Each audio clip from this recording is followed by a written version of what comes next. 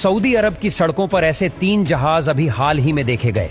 सबको लगा कि ये जहाज कहीं आसपास मेंटेनेंस के लिए जा रहे हैं, लेकिन बाद में पता चला कि सऊदी अरब इन जहाजों को 850 किलोमीटर दूर ले जाने वाला है। अब इतना दूर ऐसे जहाज को ले जाने वाला सऊदी अरब दुनिया का पहला देश तो बन गया, लेकिन सऊदी अरब इन जहाजों को इतना दूर ले जा क्यों रहा है, आइए जानते हैं। अगर आप इन एरोप्लेन की रजिस्ट्रेशन नंबर चेक करोगे तो पता चलेगा कि ये सारे जहाज अपनी सर्विस से अब रिटायर्ड हो चुके हैं। पिछले 7 से 8 सालों से ये जहाज जेद्दा एयरपोर्ट पर ऐसे ही खड़े थे। जहाजों का रिटायर्ड होना मतलब है कि एक लिमिट के बाद जब मैन्युफैक्चर जहाज को उड़ाने से मना कर देते हैं, तब रिटायर्ड हुए जहाजों को नॉर्मली एयरक्राफ्ट बोनयार्ड में पार्क कर दिया जाता है। बोनयार्ड हमेशा ड्राई और गर्म इलाकों में बनाए जाते हैं, जहां पर इंजन और बाकी सेंसिटिव पार्ट्स को सील कर दिया जाता है ताकि मिट्टी, नमी या टेम्परेचर से जहाज को बचाया जा सके। भले ये जहाज रिटायर्ड हो जाते हैं, लेकिन आजकल के जहाजों में 90% पार्ट्स तो रिसाइकल हो जाते हैं और कुछ पार्ट्स ऐसे होते हैं जिन्हें थोड़ा सा मेंटेनेंस देकर नए जैसा बना दिया जाता है।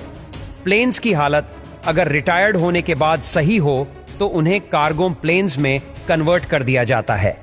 इसके अलावा कई जहाजों को फ्लाइट सिम्युलेटर में बदल दिया जाता है, जिसमें पायलट्स को जहाज उड़ाने की ट्रेनिंग दी जाती है।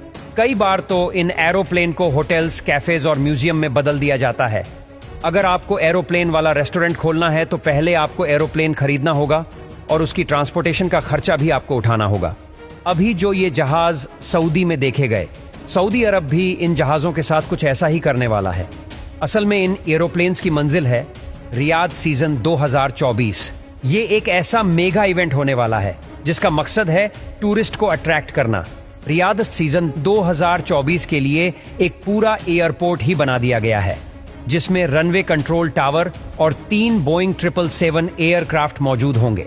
दुनिया भर से आए टूरिस्ट इस जगह पर अपने एविएशन क्रेज को पूरा कर पाएंगे, फिर चाहे लग्जरी एरोप्लेन में डिनर हो या फिर कंट्रोल टावर में। अक्टूबर 2024 से चलकर मार्च 2025 तक चलने वाला ये इवेंट सऊदी के प्रिंस मोहम्मद बिन सलमान के एक विजन 2030 का एक छोटा सा हिस्सा है। 2019 में इसे सबसे पहले शुरू किया गया था, लेकिन कोविड की वजह से इसको इतनी इंटरनेशनल पहचान नहीं मिली। पिछले साल सऊदी ने 50 लाख टूरिस्ट को अट्रैक्ट किया था और 2024 के सीजन में शायद और भी ज्यादा टूरिस्ट को अट्रैक्ट करें। ये जहाजों को सड़क से ले जाना भी सऊदी का एक मार्केटिंग स्टंट था। दरअसल सऊदी के विजन 2030 के तहत सऊदी अरब, जो आज ज्यादातर पैसा तेल से कमाता है, उसे अपनी ऑयल डिपेंडेंसी को कम करना है ताकि वो ज्यादा से ज्यादा पैसे टूरिस्ट से कमा सके। ऐसा नहीं है कि ये काम नामुमकिन है, क्योंकि ऑलरेडी दुबई ने ये काम करके दिखा दिया है। दुबई आज अपना 95% पैसा टूरिस्ट वर्ल्ड क्लास इंफ्रास्ट्रक्चर और एंटरटेनमेंट से ही कमा रहा है, जबकि ऑयल से वो सिर्फ 5% ही कमाता है। सऊदी ने तो टूरिस्ट को अट्रैक्ट करने के लिए 500 बिलियन का नियोम प्रोजेक्ट तक लॉन्च किया है। सऊदी का इन जहाजों को ट्रांसपोर्ट करने का सफर बिल्कुल आसान नहीं था। पहले एरोप्लेन के विंग्स और टेल को निकाला गया और फिर स्पेशल क्रेन ने नायलॉन बेल्ट की मदद से बहुत बारीकी से इन जहाजों को उठाकर ट्रेलर पर रखा गया। रोड पर इस 100 मीटर के ट्रेलर को कहां से मोड़ना है, ये सब पहले से प्री प्लान्ड था।